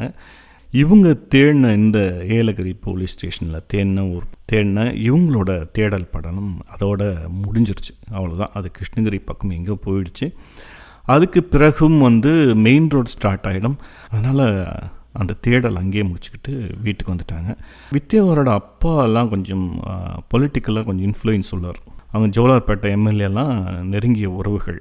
ஜோலார்பேட்டை எம்எல்ஏ வச்சு திருப்பத்தூர் டிஎஸ்பிக்கு ஃபோன் பண்ணி இந்த மாதிரி பைக்கு திருட்டு போயிடுச்சுன்னு சொன்னோடனே, ஏங்க எத்தனை பேருங்க எனக்கு கால் பண்ணுவீங்க, பைக்கு தானேங்க பார்க்கலாம் விடுங்க, அவங்கள சொல்லியிருக்காங்க. எல்லா பக்கமும் சின்ன சின்ன அழுத்தங்கள் எல்லா பக்கமும் இருந்தது, தேடல் இருந்தது. இவங்க லெவலுக்கு இதோட முடியுது. வித்யாகர் அவன் சென்னைக்கு வேலைக்கு போயிட்டான். அதுக்கப்புறம் சூர்யாவும் சென்னையில் படிச்சுட்டு இருந்தான். அவனும் படிக்க போயிட்டான். இதுக்கிடையில் அவங்க அப்பா தொடர்ந்து இதை ஃபாலோ பண்ணிகிட்டே இருந்தார், தெரிஞ்ச வட்டாரங்கள் வழியாக. ஏன்னா அடுத்த பைக் வாங்குறது அவ்வளோ பெரிய விஷயம் இல்லை. ஆனால் இது சூர்யா கிட்டத்தட்ட 4 வருடம் இந்த பைக்குக்காக வெயிட் பண்ணி வாங்கி அந்த பைக்கை அவன் வீட்டில் ஒரு ஆளாக அவனுடைய ஒரு சோல்மேட் போல் இருந்த பைக். திருப்பி அதை எப்படியாவது கண்டுபிடிச்சி தரணும் அப்படின்னு சொல்லிட்டு அவங்க அப்பாவுக்கும் ஒரு சின்ன எண்ணம் இருந்தது. திருப்பி கிடைக்கணும் அந்த பைக்கு அப்படின்னு சொல்லிட்டு எங்களுக்கும் ஒரு சின்ன வேண்டுதல் இருந்தது. அது சூர்யாவோட மன நிறைவுக்காக, அவனுக்கு ஒரு சந்தோஷம், மன நிறைவு கிடைக்கணும் தான் நாங்கள் எல்லாருமே நினச்சோம். இந்த எபிசோடு இதோட இந்த இடத்துல முடியுது. அடுத்த எபிசோடு இதே ஒரு தற்செயலான விஷயம் வழியாக மறுபடியும் ஆரம்பிக்குது. இது பகுதி 2 அப்படின்னு நம்ம வச்சுக்கலாம். நண்பர்களே, நம்மளை சுற்றி நிறைய உலகங்கள் இயங்கிக்கிட்டே இருக்குது. ஒரு புரிதலுக்காக சொல்லணுன்னா, ஒரு வெளிச்ச உலகம், இன்னொன்று இருள் உலகம். இந்த இருமை எல்லார் மனசுலையுமே இருக்குது. ஒரு பக்கம் அன்பு, அறம், பாசம், கடமைகள், உறவுகள், நண்பர்கள் அப்படின்னு சொல்லிட்டு நம்மளுக்கு ஒரு மனம் இயங்கிக்கிட்டே இருக்குது அதை சார்ந்து. இன்னொன்று ஒரு கீழ்மை சார்ந்த இச்சைகள், காமங்கள், ஏமாற்று, பொறாமை, அவமதிப்பு, கீழ்மை, இப்படி நமக்குள்ளேயும் ஒரு பகுதி இயங்கிட்டு இருக்கு. இதே தான் நம்ம புற உலகத்திலேயே நம்ம பார்க்குறோம். பெரும்பாலானவர்கள் ஒரு 90 விழுக்காடு பார்த்திங்கன்னா இந்த புற உலகத்தின் வெளிச்ச பகுதியில் நம்ம வாழ்கிறோம். நமக்குன்னு ஒரு வேலை இருக்குது, நமக்குன்னு ஒரு உறவுகள், நமக்குன்னு ஒரு அன்றாடம் இருக்குது, கலை, அரசியல், சினிமா அப்படின்னு நமக்குன்னு ஒரு வாழ்க்கை இருக்குது. அதுதான் நம்மளுக்கு வெளியில் தெரியுது. நம்ம பார்த்திங்கன்னா பெரும்பாலும் அந்த உலகத்தில் தான் இயங்கிட்டு இருக்கோம். இன்னொரு மாபெரும் இருள் உலகம் இருக்குது. கொலை, கொள்ளை, கடத்தல், போதைகள், கீழ்மைகள், ஏமாற்று, அடிதடிகள், முழுக்க முழுக்க கீழ்மையில் நாற்றத்தில் இயங்கக்கூடிய ஒரு உலகம் இருக்குது. அது எங்கே இருக்குது அப்படின்னா நம்மளை சுற்றியே தான் இருக்குது. நம்மளும் அதை கடந்து போய்கிட்டே தான் இருக்கோம். அதில் உழன்று வாழ்கின்ற ஆட்களை நம்ம தினமும் பார்த்துட்டே தான் இருக்கோம். கடந்து போகிறோம், பேசுகிறோம். நமக்கு சட்டுன்னு அது தெரியாது. அந்த உலகத்தில் நம்ம தவறை கூட உள்ள காலடி எடுத்து வச்சிட மாட்டோம். ஆனால் அந்த கீழ்மையான உலகத்தின் அடிப்படைகளை நம்ம கொஞ்சம் கொஞ்சம் சுவைச்சிட்டே தான் இருப்போம் நம்ம வாழ்க்கையில். அந்த உலகத்தை கொஞ்சம் எட்டி பார்க்குறது, அங்கே என்ன நடக்குது அப்படின்ற ஒரு க்யூரியாசிட்டி நமக்கு இருந்துகிட்டே இருக்கும். நம்ம சினிமா அதை காமிச்சிக்கிட்டே இருக்குது. நமக்கு ஒரு சின்ன ஏக்கம் இருக்குது, அதில் உள்ள நுழையலாமா அப்படின்னு ஒரு சின்ன ஏக்கம் இருக்குது. ஏதோ ஒரு கணத்தில் நமக்கு ஒரு வாய்ப்பு அதுக்கு உள்ளே போகிறதுக்கு ஒரு பெரும் விசையோ ஒரு சின்ன வாய்ப்போ நம்மளுக்கு வாழ்க்கையில் கிடச்சிட்டே தான் இருக்குது. அந்த எல்லைக்கோட்டை தாண்டி அந்த உலகத்துக்குள்ளார நம்ம போகிறதுக்கு நமக்கே ஒரு சின்ன ஆசை இருக்குது. அல்லது வாழ்க்கையில் ஏதோ ஒரு தெரியாத ஒரு கரம் நம்மளை பெரும் விசையோடு அந்த உலகத்துக்குள்ளார தூக்கி போட்டுறது. முதல்ல அதனுடைய வெப்பம், அதனுடைய நாற்றம், அதனுடைய கீழ்மை, இதெல்லாம் நம்மளால் தாங்கிக்கவே முடிகிறதில்ல. எப்படியாவது அதுலேருந்து வெளியே வந்துடணும் அப்படின்னு சொல்லிட்டு போராடுறோம், வெளியும் வந்துடுறோம். சில பேர் அதிலேயே மாட்டிக்கிட்டு உழலக்கூடிய சூழலும் வந்து விடுகிறது. ஆனால் சின்ன வயசுலேயே சின்ன பசங்க அது என்னன்னு தெரியாமல் அந்த உலகத்துக்குள்ளார போய் மாட்டிக்கிட்டு உழன்று சாகிறார்கள். நிஜமாகவே நம்ம அந்த பக்கம் நம்ம போயிடக்கூடாது அப்படின்னு தான் நானும் சொல்லுவேன். அந்த உலகத்தின் ஒரு சின்ன நாற்றத்தை கொஞ்சம் உணர வேண்டும் அப்படின்னா நீங்கள் போலீஸ் ஸ்டேஷனில் ஒரு சின்ன கேஸ்க்காக போனால் தெரியும். சின்ன நெடி வரும், அதையே நம்மளால் தாங்கிக்க முடியாது, வெளியே ஓடி வந்துடுவோம். சரி, இது ஒரு பக்கம் இருக்கட்டும்.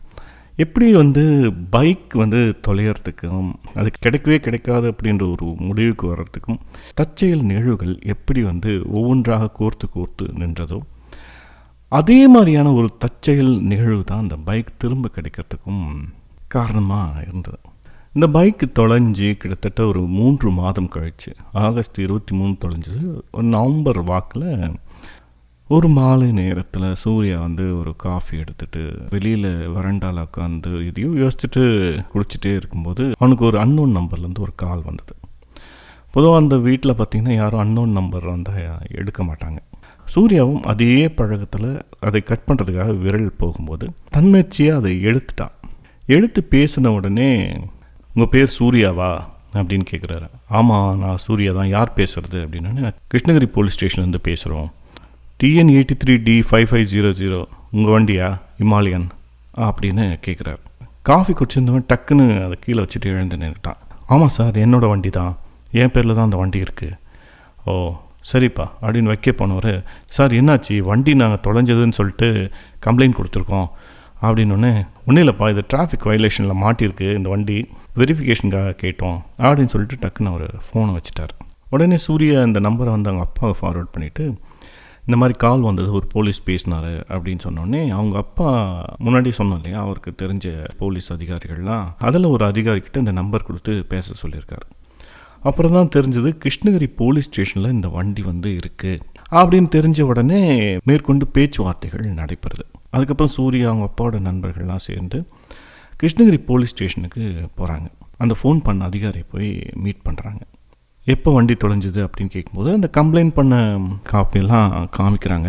எல்லாத்தையும் கேட்டு எல்லாத்தையும் உறுதிப்படுத்திக்கிட்டு அப்புறம் சரி வாங்க வண்டியை போய் பார்க்கலாம், இதுதான் வண்டியான்னு அடிகாலம் காமிங்க அப்படின்னு சொன்னோடனே சூர்யா வந்து எழுந்து போகிறான். உங்களுக்கு தெரியும், போலீஸ் ஸ்டேஷனில் நிறைய வண்டிகள் மேலும் கீழுமாக போட்டு வைத்து கிட்டத்தட்ட அது வண்டியா இல்லையா அப்படின்னு ஒத்து பார்த்தா தான் நமக்கே தெரியும். அப்படியான ஒரு வண்டி குவியலின் ஓரமாக ஒரு பரிதாபமாக நீண்ட காலம் நீர் அருந்தாத ஒரு உணவு கிடைக்காத ஒரு மெலிந்த ஒரு சிறுத்தை போல அடையாளங்களற்று ஒரு இற்றுப்போன நிலையில் அந்த ஹிமாலயன் பைக் வந்து நின்றுட்டு இருந்தது. சூர்யாவுக்கு ஒரு பேர் அதிர்ச்சி, இது நம்ம வண்டி தானா அப்படின்னு சொல்லிட்டு கிட்ட போய் பார்க்கும்போது ஆமாம், அது அவனோட வண்டி தான். ஒரு சின்ன தொடர்லேயே அவனுக்கு வந்து தெரிஞ்சு போச்சு அது அவனோட வண்டின்னு சொல்லிட்டு 2 முறை சுற்றி வந்து பார்க்குறான். டக்குன்னு ஏறி உட்காரலாம், ஆனால் அது அந்த நிலைமையில் இல்லை. அதுக்கப்புறம் மனசு ஃபுல்லாக ஒரு பாரம். சரி வாப்பா, ஃபார்மாலிட்டி எல்லாம் முடிச்சிடலாம், நீங்கள் வண்டி எடுத்துகிட்டு போகலாம் அப்படின்னு அந்த அதிகாரி கூட்டிகிட்டு போயிட்டு சூர்யா கேட்ட முதல் கேள்வியே, யார் சார் திருடினது, யார் அவன், நாங்கள் பார்க்க முடியுமா அப்படின்னு கேட்குறான். அப்போ தான் போலீஸ் சொல்கிறாரு, நீங்கள் அவனை பார்க்கலாம் முடியாது, அவன் வண்டி திருடினவன் வந்து வேறு ஆள், ஆனால் நாங்கள் பிடிக்கும்போது வச்சுருந்தது வேறு ஆள், இது இப்படியே விட்டுருங்க, கம்ப்ளைண்ட் எதுவும் கொடுக்காதீங்க, நீங்கள் ஒரு சின்ன லெட்டர் மட்டும் எழுதி கொடுத்துட்டு நீங்கள் வண்டி எடுத்துகிட்டு போயிருங்க அப்படின்னு சாதாரணமாக சொல்கிறார். ஏன் சார், அவன் மூஞ்சை பார்க்கணுன்னு சொல்லிட்டு நாங்கள் ஒவ்வொரு தெருவாக ஒவ்வொரு வீடாக போய் பிச்சை எடுக்காத குறையாக ஒவ்வொரு சிசிடிவிலையும் ஒவ்வொரு நிமிஷத்தையும், சார் அவன் மூஞ்சை பார்த்தே ஆகணும் சார், அவன் மூஞ்சை பார்க்கணும் சார் அப்படின்னோடனே, அதெல்லாம் வேணாம் தம்பி, அது வேறு மாதிரியான ஒரு உலகம், நீங்கள் கம்ப்ளைண்ட் கொடுத்து மறுபடியும் இது போலீஸ் கேஸ் ஆகி கோர்ட் அதுன்னு போய் மாதக்கணக்கில் வருஷக்கணக்கில் ஆகிடும். அதுவும் இல்லாமல் நீங்கள் படிக்கிற பசங்க, உங்களோட குடும்பம், உங்களோட லைஃப்லாம் வேறு, அந்த மாதிரி ஆட்கள், அந்த மாதிரி பசங்க, அவங்களோட லைஃப்லாம் வேறு, தேவையில்லாமல் அதிலெல்லாம் நீங்கள் தலையிடாதீங்க, வண்டி கிடச்சிச்சு, ஒரு லெட்டர் கொடுத்துட்டு நீங்கள் வண்டி எடுத்துகிட்டு போயிருங்க அப்படின்னு வந்து கராராக சொல்லியிருக்காரு. சரிங்க சார், வண்டி எடுத்துக்கிறோம். வண்டி எப்படி சார் கிடைச்சது, அதையாவது சொல்லுங்கள். அந்த போலீஸ் தான் வந்து இதனோட பின்னணி வந்து கொஞ்சமாக சொல்லியிருக்காரு. இந்த பசங்க, இந்த கேங்கெல்லாம் பார்த்திங்கன்னா இவங்க பல்வேறு குற்ற செயல்களில் ஈடுபடக்கூடிய ஆட்கள். முக்கியமாக இந்த ஆந்திரா பார்டர்லாம் போயிட்டு போதைப் பொருட்களை வாங்கிட்டு வந்து இங்கே விநியோகம் பண்ணுறாங்க. மேலும் சின்ன சின்ன குற்ற செயல்கள் எல்லாம் ஈடுபடுறவங்க. இதுக்காக என்ன பண்ணுறாங்க அப்படின்னா, இந்த சுற்றுலாத்தலங்களுக்கெல்லாம் போய் பைக்குகளை வந்து இவங்க திருடிட்டு வருவாங்க. ஏன் சுற்றுலாத்தலங்கள்னால், சுற்றுலாத்தலங்கள் உள்ளூர் ஆட்கள், லோக்கல் ஆட்களை விட வெளியிலேருந்து வர்றவங்க தான் அதிகம். அவங்க அந்த சுற்றுலாத்தலத்தில் பைக்கை தொலைச்சாங்கன்னா அங்கே கம்ப்ளைண்ட் பண்ணுவாங்க, அப்புறம் அவங்க ஊருக்கு போயிடுவாங்க, திருப்பி வந்து ஃபாலோ பண்ணுறதுக்கெல்லாம் ரொம்ப கஷ்டம், அப்படியே காலப்போக்கில் விட்டுருவாங்க. இந்த மாதிரி பல்வேறு காரணங்களுக்காக இவங்க இந்த மாதிரியான இடங்களில் வந்து பைக்கை திருடிட்டு போகிறாங்க. அதை வந்து இந்த குற்ற செயல்களுக்காக பயன்படுத்துகிறாங்க. மாட்டிக்கிட்டால் கூட அந்த பைக்கை அப்படியே போட்டுட்டு அப்படியே ஓட்டிடுவாங்க. அந்த மாதிரியான ஒரு குரூப் தான் இந்த பைக்கை வந்து திருடிட்டு போயிருக்கு. அது வந்து வாங்கி ஒரு 1000 கிலோமீட்டர் கூட சூர்யா ஓட்டியிருக்க மாட்டான். ஆனால் அந்த வண்டி பார்த்திங்கன்னா இந்த 3 மாதங்களில் 8000 கிலோமீட்டர் வந்து அந்த வண்டி ஓடி இருக்கு. ஏன்னா அந்த பைக் பார்த்திங்கன்னா 1 லிட்டர் பெட்ரோலுக்கு ஒரு 20-21 கிலோமீட்டர் தான் வரும். 8000 கிலோமீட்டர் தான் அவங்க எவ்வளோ பெட்ரோல் போட்டிருப்பாங்க, எவ்வளோ தூரம் அவங்க வந்து தினமும் பயணம் பண்ணியிருப்பாங்க. இந்த கிருஷ்ணகிரி போலீஸ் வந்து ரைடு போகும்போது இந்த மாதிரி கஞ்சா அடிச்சுட்டு சேட்டு விளையாடிட்டு இருந்த பசங்களை வந்து பார்த்துருக்குறாங்க. விசாரிக்கலான்னு போயிருக்காங்க. அந்த பசங்கள்லாம் ஓடிட்டாங்க. அப்போ தான் இந்த பைக் வந்து அங்கே கிடச்சிருக்கு.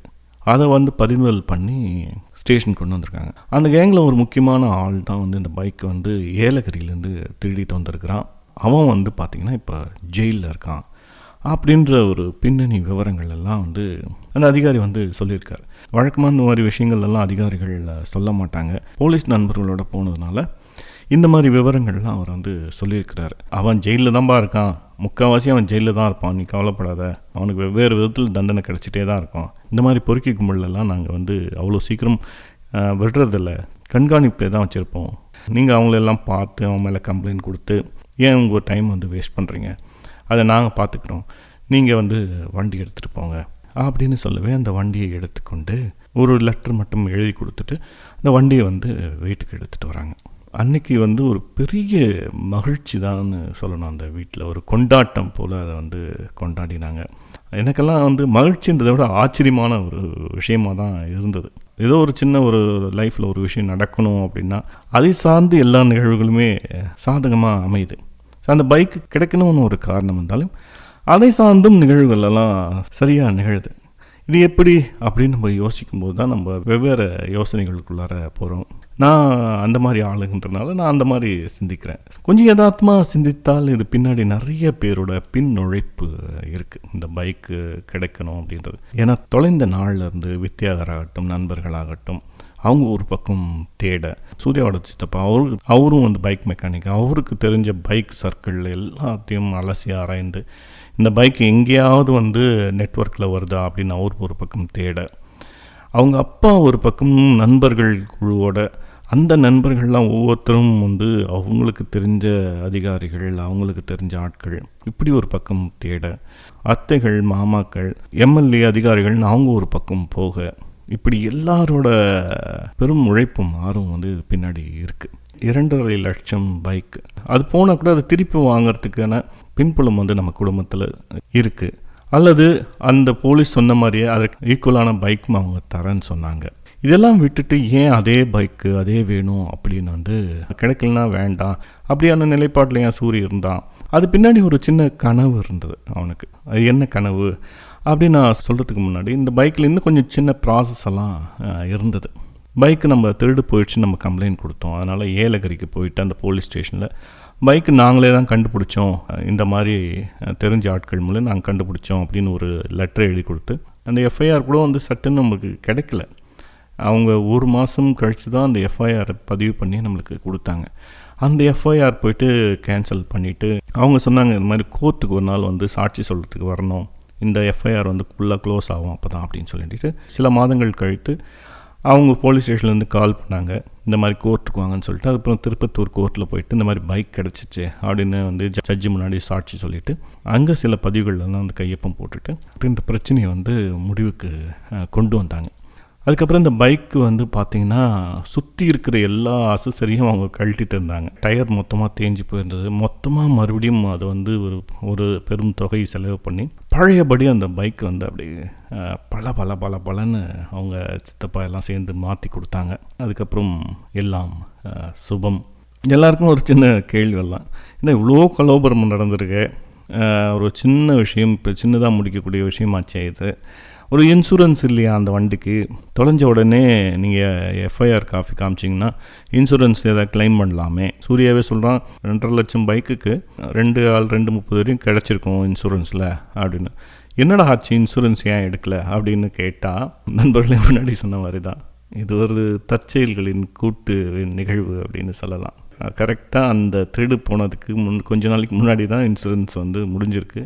சரி கட்டலாம், எங்கே போயிட போகுது அப்படின்னு யோசிச்சதுக்கப்புறம் சம்பவம் நடந்து போச்சு. ஏங்க இதெல்லாம் நம்புகிற மாதிரி அங்கே இருக்குது அப்படின்னா சில விஷயங்கள் வாழ்க்கையில் நம்பித்தான் வேறு வழி இல்லை. பொதுவாகவே அந்த யங் ஏஜில் வந்து பசங்களுக்கு வந்து இந்த வண்டி மேலே ஒரு கிரேஸ் வந்துடும். தனக்கான ஒரு தனி வண்டி அப்படிங்கிறது வந்து ஒரு அந்த வீட்லேயோ அந்த சூழல்லையோ அவங்களுக்கு வந்து ஒரு தனி அங்கீகாரம் கொடுக்கக்கூடிய விஷயமா இருக்குது. நான் பார்த்த வரைக்கும் சூர்யாவுக்கு வந்து ஒரு பைக் ஓட்டுறதுல ஒரு நுண்திறன் இருக்குது அப்படின்னு தான் நான் நினைப்பேன். அது என்ன ஒரு நுண்திறன் அப்படின்னா, உள்ளுக்குள்ளாரே ஒரு பைக்கை ரைட் பண்ணுறதுக்கான ஒரு சின்ன திறன் வந்து அவனுக்கு இருக்குது. அவங்க கூட இல்லை நீங்கள் வண்டியில் பின்னாடி உட்காந்துட்டு போனாலும் அல்லது அவன் கார் ஓட்டும்போது நம்ம உட்காந்துட்டு போனாலும் அவன் எவ்வளோ ஸ்பீடாக போனாலும் நமக்கு வந்து பெரும்பாலும் எந்த ஒரு பய உணர்வும் இருக்காது. முதல்லலாம் நான் அவங்க கூட பைக்கில் உட்காந்துட்டு போகும்போதெல்லாம் உயிர் பயத்தில் தான் உட்காந்துட்டு போவேன். ஏன்னா அவ்வளோ ஸ்பீடாக வண்டி போகும். போக போக அந்த கம்ஃபர்ட்னஸ் வந்துடும். அந்த ரோடை ஹேண்டில் பண்ணுற விதத்துலேயும் நமக்கு எந்த ஒரு பயமும் எதிர்ப்பும் எதுவும் இருக்காது. நிறைய முறை நான் அவங்க பின்னாடி அவன் வண்டியில் ஓட்டிகிட்டு போயிட்டுருப்பான். நான் சுற்றி இயற்கை காட்சிகள் அப்படியே லைட்டு உட்காந்துருப்பேன். நிறைய லாங் ட்ராவலெல்லாம் அவங்க கூட தான் போக ஆரம்பித்தேன் பைக்கில். ஒரு லாங் ட்ராவலெல்லாம் பார்த்திங்கன்னா ஒரு மான்சூனில் முழுக்க மழையில் நனைஞ்சிக்கிட்டே தான் போகணும். அதுவும் கொஞ்சம் நெஞ்சம் ஸ்பீடு இல்லை. கொஞ்சம் ஸ்கிட்டாச்சுன்னா கூட மூஞ்சே இல்லாமல் தேஞ்சு போகிற அளவுக்கு அவ்வளோ ஸ்பீடான அந்த ஸ்பீடு அவ்வளோ கம்ஃபர்ட்டாகவும் அவ்வளோ ரிலையபிளாகவும் இருக்கும். ஒன்று அந்த வண்டி கொடுக்குற அந்த கம்ஃபர்ட், ரெண்டாவது சூர்யாவோட டிரைவிங். அதை பற்றி ஒரு பெரிய நீண்ட பதிவு ஒன்று போட்டிருக்கேன், மழை பயணம் அப்படின்னு சொல்லிட்டு. நான் இல்லாமல் அவங்களும் அவங்களோட நண்பர்களோட நிறைய லாங் ட்ராவல் வந்து சூர்யாவும் விச்சுவும் போவாங்க. விச்சுக்கிட்டேயும் ஒரு யமஹா பைக் இருக்குது. அவங்க நிறைய லாங் ட்ராவல் போகக்கூடியவங்க. இந்த லாங் ட்ராவல் போகக்கூடிய ஆட்களுக்கு வந்து 2-3 விதமான அனுபவங்களுக்காக அவங்க போவாங்க. ஒன்று, அந்த வண்டி ஓட்டும்போது அவங்களுக்கு உள்ளே நடக்கிற அந்த சின்ன சின்ன மாற்றங்கள், அந்த ஸ்பீட், அந்த அட்வென்ச்சர் கொடுக்கக்கூடிய அந்த டொபமைன் ஃபீல், இதுக்காகலாம் போகக்கூடியவங்க ஒரு சில பேர் இருக்காங்க. சூர்யா மாதிரியான ஆட்கள்லாம் வந்து அவங்களுக்குள்ளே இருக்கிற அந்த சின்ன திறன் ஒன்று இருக்குது உள்ள. அந்த திறன் வந்து அவங்க ஃபீல் பண்ணிடுவாங்க. அவ்வளோ நுட்பமாக ஒரு பைக்கை ஹேண்டில் பண்ணி ரோட்டில் ஓட்டும்போது அந்த திறன் கொடுக்குற ஒரு மென் ஃபீலை வந்து அவங்க ஃபீல் பண்ணிட்டாங்கன்னா அதை திருப்பி அந்த திறனை அனுபவிக்கக்கூடிய அந்த சந்தர்ப்பத்தை அவங்க உருவாக்கிட்டே இருப்பாங்க. அப்படி நாங்கள் ஒரு முறை லாங் ட்ராவல் போயிட்டுருக்கும்போது நான் வந்து பின்னாடி உட்காந்து வழக்கம் போல் இயற்கை காட்சிகளை பார்த்துட்டே போயிட்டுருந்தேன். இப்போது வந்து விச்சு வந்து வண்டி ஓட்டிகிட்டே இருந்தான். அவங்ககிட்ட கேட்டேன், என்ன இருந்தாலும் வண்டி ஓட்டுறதை விட பின்னாடி உட்காந்து பார்க்குறது தான் நல்ல அனுபவம், எதை பற்றியும் கவலைப்படாமல் நம்ம வெளியே இயற்கையை பார்த்துட்டே வந்துகிட்டே இருக்கலாம் அப்படின்னு சொல்லும்போது விச்சு சொன்னால், அப்படி சொல்ல முடியாது, உங்களுக்கு வந்து வெளியில் பார்க்குற அனுபவம் எவ்வளோ முக்கியமோ வண்டி ஓட்டுற ஃபீல் வந்து அது ஒரு தனியான ஒரு அனுபவம். நீங்கள் அதை அனுபவிச்சிங்கன்னா நாங்கள் இதை அனுபவிப்போம் அப்படின்னு சொல்லும்போது தான் எனக்கு அந்த ஒரு பாயிண்ட் ஆஃப் வியூவே மைண்டில் வர ஆரம்பிச்சிது. ஆமாம்ல அப்படின்ற மாதிரி. ஆசிரியர் இப்போ சமீபத்தில் ஒரு காணொலியில் பேசிகிட்டு இருக்கும்போது இந்த பைக் பயணத்தை பற்றி அவர் பேசிகிட்டு இருந்தார். நமக்கு வந்து ஒரு இடத்துல ஒரே காட்சிகளை வந்து நம்ம பார்த்துட்டே இருக்கோம். அது கொடுக்குற ஒரு அனுபவம். பைக் ஓட்டும்போது நம்மளை சுற்றி காட்சிகள் வந்து தொடர்ந்து அப்படியே மாறிக்கிட்டே இருக்கும். டக்குன்னு மாறிக்கிட்டே இருக்கும். அது மூளையில் வந்து வேறு விதமான ஒரு புத்துணர்ச்சியும் அல்லது வேறு ஒரு சொல்ல முடியாத ஒரு நுணுக்கமான அனுபவத்தை கொடுக்கும். இது ஒரு பக்கம். அதாவது தொடர்ந்து பைக்கை ஓட்டிகிட்டே இருக்கும்போது கிடைக்கக்கூடிய ஒரு ஃபீல், அது வந்து ஒரு மூவிங்கில் கிடைக்கக்கூடிய ஒரு ஃபீல். இன்னொரு ஃபீல் இருக்குது. ஒரு இயற்கை சூழலை வந்து நீங்கள் பைக்கை ஓட்டிகிட்டு போகிறீங்கன்னா அந்த மூவிங் கொடுக்கக்கூடிய ஃபீல் வந்து ஓட்டுறவங்களுக்கு. கார் இல்லை, பைக். கார்னால் மொத்தமாக க்ளோஸ் ஆகிடும், அந்த இடமே சூழலே க்ளோஸ் ஆகிடும். உங்களுக்கு ஒரு சின்ன விண்டோ வழியாக தான் நீங்கள் புற உலகத்தை பார்க்குற மாதிரியான ஒரு சூழல் உங்களுக்கு உருவாகும். ஆனால் பைக் வந்து ஒரு திறந்த வெளியில் நீங்கள் தொடர்ந்து மூவ் ஆகிட்டே இருக்கும்போது அந்த இயக்கம் கொடுக்கக்கூடிய ஒரு ஃபீல் ஒன்று இருக்குது. இன்னொன்று பார்த்திங்கன்னா, அந்த இயற்கை சூழலில் நிலையாக இருந்து ஒரு ஃப்ரேம் போல், ஒரு ஓவியம் போல் அசையாமல் நுணுக்கமாக அந்த இயற்கையை ரசிக்கக்கூடிய ஒரு தன்மை, அது கொடுக்குற நுணுக்கமான அனுபவங்கள், இது முற்றிலும் வேறு விதமான அனுபவம். எங்களுடைய பயணங்களில் வந்து பெரும்பாலும் சூர்யா வந்து போய்கிட்டே இருக்கணும்னு தான் ஆசைப்படுவோம், வண்டியில் போய்கிட்டே இருக்கணும் அப்படின்னு சொல்லிட்டு. அவனுக்கு அந்த ஒரு அனுபவம், முதல் விதமான அனுபவம் தேவைப்பட்டது. எனக்கு எல்லாம் பார்த்திங்கன்னா, ஈவன் விச்சுக்கும் ஆகட்டும், நிலையான இடத்துலேருந்து ஒரு நிலையான ஃப்ரேம்குள்ளார ஒரு இயற்கையில் வந்து ஆழ்ந்து போய் அந்த இயற்கையோட ஒரு பகுதியாக மாறிடணும். அந்த அனுபவம் தான் எங்களுக்கு வந்து பிடித்தமான ஒரு அனுபவமாக இருந்தது. இந்த பைக் ரைடிங் பற்றி ஒரு முக்கியமான புத்தகத்தையும் ஆசிரியர் சொல்லியிருந்தார், ஜென் அண்ட் மோட்டார் மெயின்டெனன்ஸ். அது வந்து பைக் ரைடிங் வழியாக, அந்த அனுபவத்தின் வழியாக எப்படி ஒரு தியான நிலைக்கு அல்லது ஞான நிலைக்கு எப்படி போகிறது அப்படின்ற பற்றியான ஒரு அற்புதமான புத்தகம். அந்த புத்தகத்தை படிப்பதற்கு முன்னால் பைக் ரைடிங், அதை படித்ததுக்கு அப்புறமான உங்களுடைய பைக் ரைடிங் வெவ்வேறையாக இருக்கும் அப்படின்னு வந்து மென்ஷன் பண்ணியிருந்தார். சூர்யோட கனவே வந்து இந்த ஹிமாலயன் பைக்கில் வந்து ஹிமாலயா போகணும், லே லடாக், அதுவும் உலகத்திலேயே மிக உயரமான சாலையான லடாக்கில் இருக்கிற அந்த கார்துங்கால வந்து பைக் ஓட்டணும், 17,000 அடி உயரத்தில் இருக்கிற அந்த உயரமான இடத்துக்கு பைக்கில் போகணும் அப்படின்ற ஒரு பெரிய கனவோட தான் அந்த பைக் வந்து வாங்கியிருந்தான். ஆனால் பைக் திருடு போனதுக்கப்புறம் ஒரு பெரிய அட்டி அந்த கனவில் வந்து விழுந்தது. அது எப்படி கிடைச்சது அப்படின்னு தான் நம்ம வந்து இப்போ பார்த்தோம். அந்த கனவு வந்து நிறைவேறிச்சானா நிறைவேறிச்சு. அவனோட கனவில் நானும் இருந்தேன். நானும் வச்சு சூர்யாவோட நண்பன் எல்லாரும் சேர்ந்து நாங்கள் கிட்டத்தட்ட ஒரு 1600 கிலோமீட்டரில் இமயமலையில் பயணம் பண்ணோம் பைக்கில். கிட்டத்தட்ட ஒரு 6 நாள் அந்த பெரிய பயணம்.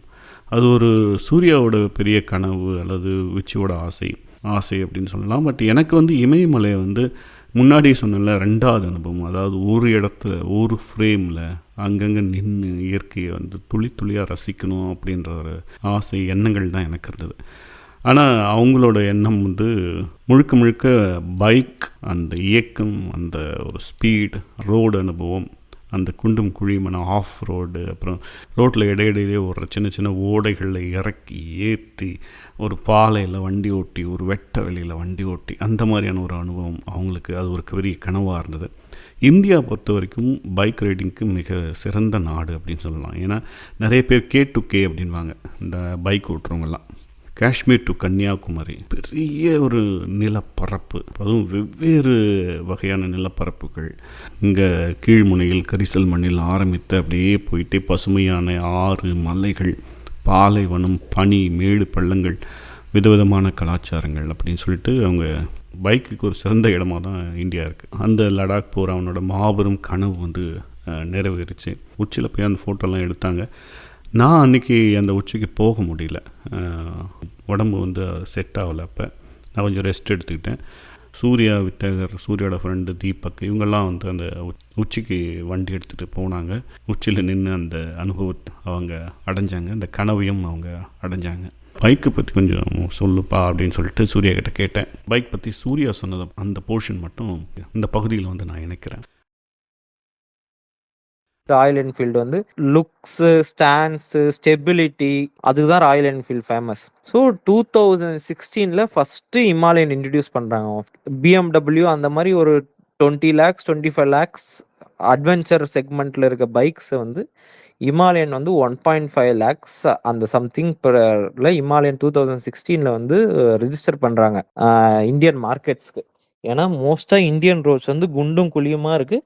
ஸோ அந்த டைமில் தான் பைக் ரைடிங் டூரிசமும் பூஸ்ட் ஆகுது day by day. So all terrain பைக்காக ஒன்று இன்ட்ரடியூஸ் பண்ணோன்னு சொல்லி தான் ஹிமாலயனை வந்து இன்ட்ரடியூஸ் பண்ணாங்கம்மா. லைக் லாங்கர் வீல் பேஸு, முன்னாடி டயர் சைஸ் எடுத்துக்கிட்டோம் பார்த்தோன்னா 21 inches, பின்னாடி 18 inches. இப்போது ஒரு சில காருங்களுக்கே 21 inches, லைக் லக்ஸுரி கார்ஸ்க்கு இந்த லாம்போகினி, ரோல்ஸ் ராய்ஸ் இந்த மாதிரி இருக்கிற கார்ஸ் கொடுக்குற பெரிய பெரிய டயர் சைஸ் நம்ம ஹிமாலயனுக்கு பெரிய சைஸ் கொடுத்துருக்காங்க. ஏன்னா எந்த பாறை கல் எதுக்கு மேலேனாலையும் அந்த பைக் போகணும் அப்படின்றதுக்காக long wheel base, long suspension, uplifted exhaust, இது எல்லாமே வச்சு நீ தண்ணியில போ, பாறையில போ, சேத்துல போ, வண்டியும் போகணும் நீயும் போகணும். இந்த உலகத்துல நீ எங்க போகணும்னு நினைச்சினாலையும் அந்த வண்டியில நீ போகணும் அப்படின்னு ஒரு பைக் இன்ட்ரடியூஸ் பண்ணாங்க. அவங்களோட ஸ்லோகனே ஹிமாலயன் மேட் இன் ஹிமாலயாஸ் அப்படின்னு சொல்லிட்டு.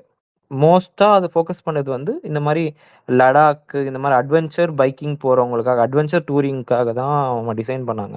நிறையா பைக் பொசிஷன்ஸ் இருக்கும், லீன் ஃபார்வர்டு, அந்த மாதிரி குனிஞ்சு ஓட்டுறது, நிமிந்து ஓட்டுறது. ஸோ இது வந்து நம்ம கைக்கும் வலிக்காமல் அப்ரைட் பொசிஷன், உன்னோட பட் பெயின் இல்லாமல், பேக் பெயின் இல்லாமல், எந்த நேரம் கை வச்சா உனக்கு எந்த பெயினும் வராதோ அதுக்கேற்ற மாதிரி ஹேண்டில் பார் வச்சு ஹைவேஸில் க்ரூஸ் பண்ணும்போது நம்ம ஃபேஸில் விண்ட் அடித்து நமக்கு ஈஸியாக நம்மளோட பாடி டயர்ட் ஆகிடும். ஸோ அதுக்காக விண்ட்ஷீல்டுலாம் வச்சு ஆல் ஓவர் ஒரு டூரிங் பர்பஸ்க்காக ஒரு பட்ஜெட்டில் லான்ச் பண்ண பைக் தான் ஹிமாலயன். ஸோ ஹிமாலயன் லான்ச் பண்ண டைமில் வேறு யார்கிட்டையுமே இந்த ஒரு டூரிங் பைக்குன்னு ஒன்று இல்லவே இல்லை. இருந்த பைக்ஸ் எல்லாமே costlier side, 15 lakhs 18 lakhs 20 lakhs BMW, Triumph, tiger இந்த மாதிரி பைக்ஸ் தான் இருந்தது. யமஹா எப்படி ஒரு சூப்பர் பைக் R1 வந்து R15 லான்ச் பண்ணாங்களோ, அட்வென்ச்சர் பைக்காக லான்ச் பண்ணது ஹிமாலயன். ஸோ இதுதான் அதோட ஸ்பெஷல். நீ எங்கே போனாலையும் வண்டியில் நீ இந்த உலகத்துக்கு எந்த கார்னருக்கு போகணுன்னு நினச்சினாலையும் உன் பைக்கால் அந்த இடத்துல போக முடியணும். அதுக்காக ஒரு தயாரிச்ச பைக் தான் Himalayan made for Himalayas, made by Himalayas. இதுதான் அதோட built for all roads no road. ஸ்பெசிஃபிக்கா எனக்கு எல்லா இடத்துலயும் எக்ஸ்ப்ளோர் பண்ணணும், எந்த வழியும் இருக்கக்கூடாது. யூஸ்வலி இப்போ நான் சென்னையில் இருக்கும்போதே ஒரு 3 மந்த்ஸ் 4 மந்த்ஸ் ஒரு டைம் தான் வருவேன். எதுக்காகனா நான் வண்டியிலே போகணும் அப்படின்றதுக்காக. ஸோ மற்ற பைக்கில் நான் வந்து போகும்போது எனக்கு back pain, butt pain, hand pain எல்லாமே இருந்தது. ஸோ இதுக்கு எல்லாத்துக்குமே ஏற்ற வண்டி வந்து இமாலயன் தான் அப்படின்னு சூஸ் பண்ணேன். அண்ட் மெயின் திங், என் வண்டி என் பேரில் இருக்க வண்டி வச்சுட்டு வேர்ல்டு அந்த ஹையஸ்ட் மோட்டரபிள் பாஸ் கார்துங்களாக்கு எடுத்துகிட்டு போய் ஒரு ஃபோட்டோ எடுக்கணும். லைக் அதுதான் ஒரு பிக்கஸ்ட் ட்ரீமாக அந்த இமாலயன் வாங்கினது. ஸோ அதுக்காக தான் நம்ம பிளான் பண்ணி அதை எக்ஸிக்யூட் பண்ணி லடாக் போயிட்டு வந்தோம். இமாலயனே பார்ன் இன் இமாலயாஸ், அங்கே தான் அவங்களுக்கு அந்த ஐடியா தோணி பட்ஜெட்டில் பைக் எடுத்துகிட்டு வரணும்னு சொல்லி இது பண்ணாங்க. அந்த பைக்கை வந்து அவ்வளோ இது யோசித்து அந்த ரோட்ஸை ரசித்து அதுக்கேற்ற மாதிரி டிசைன் பண்ணியிருக்காங்க.